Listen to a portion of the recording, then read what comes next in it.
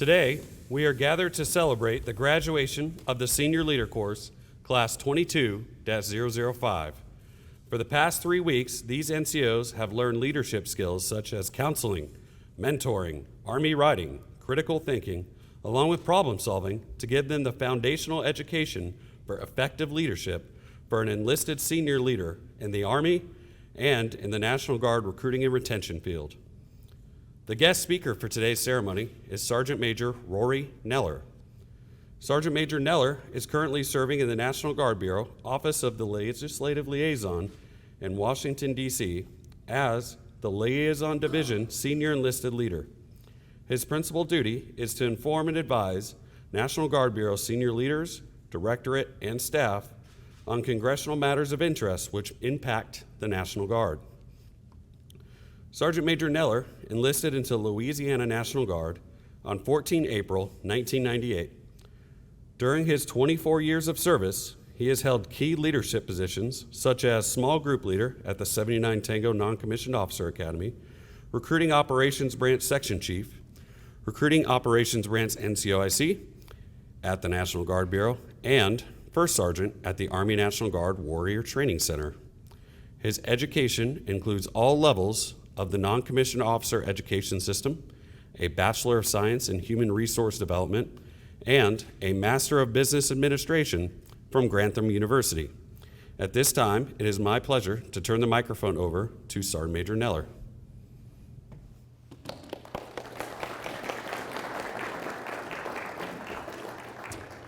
All right, I know that I am the only thing standing between you, a flight, or a drive home. So I promise you that I'll be brief and hopefully somewhat impactful.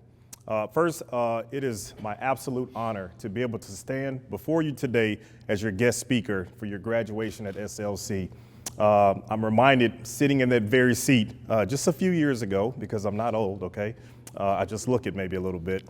But sitting in that seat and just wondering what was going to be next in my career. And I'm sure you probably kind of wanted the same. You probably know where you're going to be going when you get back, and whether that's in the current position that you left or in a position of increased responsibility, it's no doubt in my mind that you're going to go and do great. I'd be remiss if I didn't thank First Sergeant Miller and his staff for having me here today as the guest speaker. This is a trip back home, having served here at the Strength Maintenance Training Battalion, the NCOA, for the best MOS out of all CMFs. Cool. So with that being said, I'm going to go straight into something, and I'm going to change up the way that you've thought about a phrase that you've heard over and over again. It's that leaders are born. You hear often, right? Oh, he's a born leader, or she's a born leader. You know what? Having looked at leadership, having studied the ADP 6-22, Army Leadership in the Profession, which I know you got a lot of that while you were here for 3 weeks, I tend to disagree with the fact that people are born leaders. I think that being a leader is a choice. I think that being a good leader is a more important choice. And why do I say that? Because look at an athlete, an NFL athlete. They weren't born with the ability to go straight into the NFL. Now, with that being said, they probably have good genetics. They probably have the characteristics, just like leaders have characteristics that are defined in the Army Leadership Requirements Model, which makes them great athletes. But it's the same for leaders. It's that choice that you make to say, hey, I want to be the type of leader that when I walk into a room, I have the presence that says, not only am I a good leader, but I'm the type of leader that wants to help other people be good leaders. So I challenge you to make that choice of what type of leader do you want to be, of being a good leader. And speaking of good leaders, there's two that just walked in the room. So I'm going to go off script and welcome the SMTB staff. And sorry, I didn't mean to bust them out for being late or anything like that. But obviously I need to recognize them because they're two great leaders that I do look up to. See how I cleaned that up a little bit? They're two great leaders that I do look up to, two good mentors of mine that have been around for quite some time, and hopefully they'll continue to be around and serve to continue to build leaders like myself. So I'll get to the acronym of leadership, the one that I use, or the acronym of LEAD rather. L for leadership. We talk about the attributes and competencies, and I know that you discussed that during this course. And we talk about character, presence, intellect, leads, developing, achieves, right? So There's a difference, obviously, between a leader and leadership.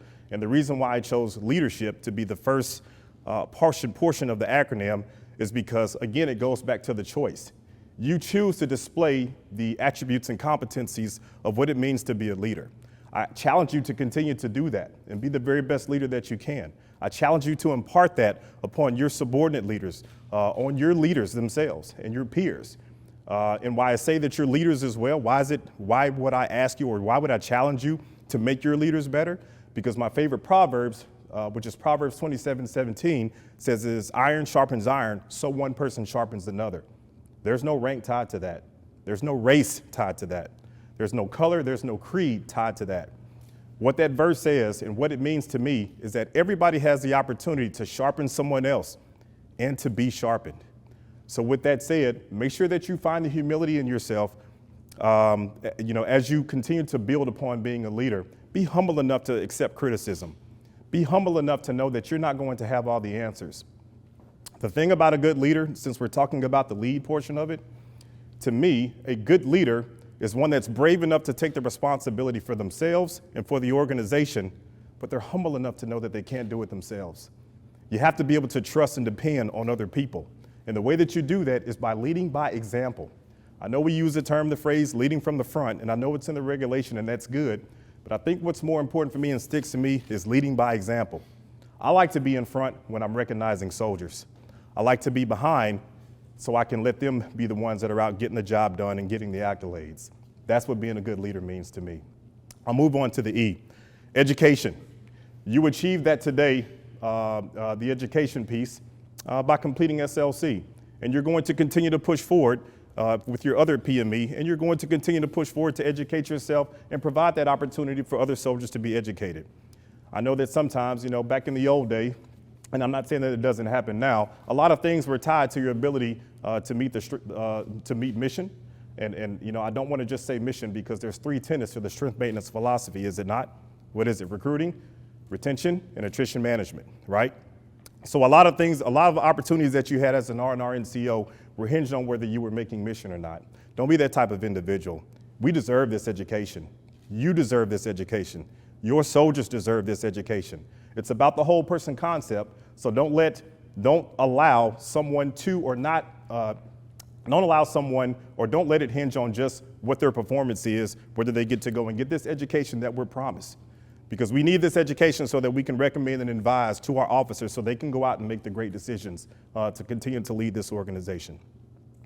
The A is for attitude. Boy, have you heard the saying that attitude is everything? Probably have.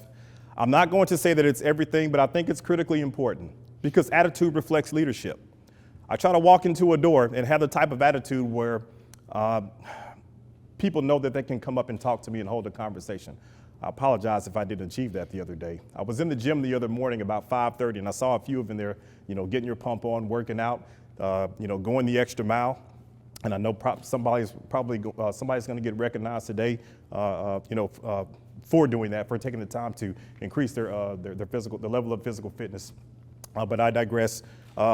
Attitude, have a good attitude, okay? You want the type of attitude that spreads to other people, because if you have a good attitude, then good things happen. And even when bad things happen, still have a good attitude about it. Why? Because tough times don't last, but tough people do. So make sure that you have the type of attitude that's going to get you through those challenging times, because as a leader, which you are, there are going to be challenging times. I'll finish up with D. Did I cover the other ones? I'm trying to stay on track here. Okay, so development. It kind of goes hand in hand with education. But what do we do? What are we talking about when we're talking about development? We're talking about development for yourself and development for your soldiers, development for your family, development for whoever it is that needs that development. It ties into education, but it's more so about opportunity. Giving that individual the opportunity to do the things that you may not have been able to do, to accomplish the things that you may not have been able to accomplish. Developing them professionally, whether it's civilian education or giving them the opportunity for military education or what have you, or whether it's sitting down and having a conversation. Or you know what, I'll end it with this. Maybe it's giving them your time. Time is something you can't get back. And I get choked up when I think about the people the friends and family that I've lost. And sometimes I go back and I wish that I had that time to give to that individual. Time is something you can't buy more of. You can't do it. There's no recipe for it. It's very, very precious. How you choose to spend your time is going to dictate your success in life. Who you choose to give your time to is going to dictate that next person that you've given the opportunity and sat down with that's going to be the future leaders of this organization. So I challenge you to take the time out to talk to other people. Talk to your soldiers. Talk to your leaders. We need each other more than ever. You know the times are challenging in recruiting. You know that right now we live in a nation where we're a little bit divided.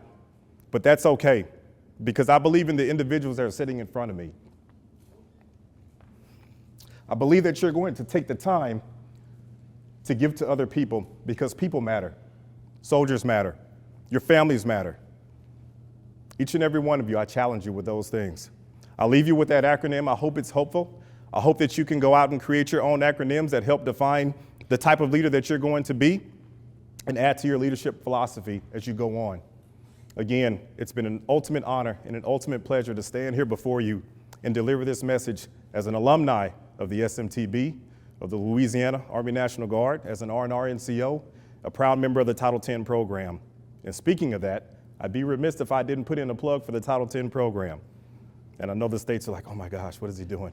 So for all of you out there for those of you that are sitting there and those that have chimed in and are watching, your family and friends who are waiting on you to get back, the Title X program gives you the opportunity to take things to another level. And I'm not saying another level because it's better than the states. No, I think both missions are important, Title 32 and Title 10. What I am saying, the Title 10 program gives you the opportunity to diversify yourself and broaden your horizons. The RCCC program, the LNO program, working at National Guard Bureau, working right here at the SMTB, to be able to stand on this very stage and give back to what was given to you. I challenge you, if you're up for the challenge, to take that opportunity, and I'm willing to help you any way that I can.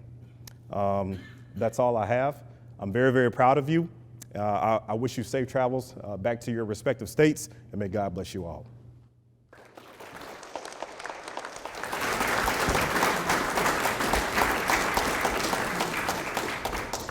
Sergeant Major Nelor, thank you for your candor.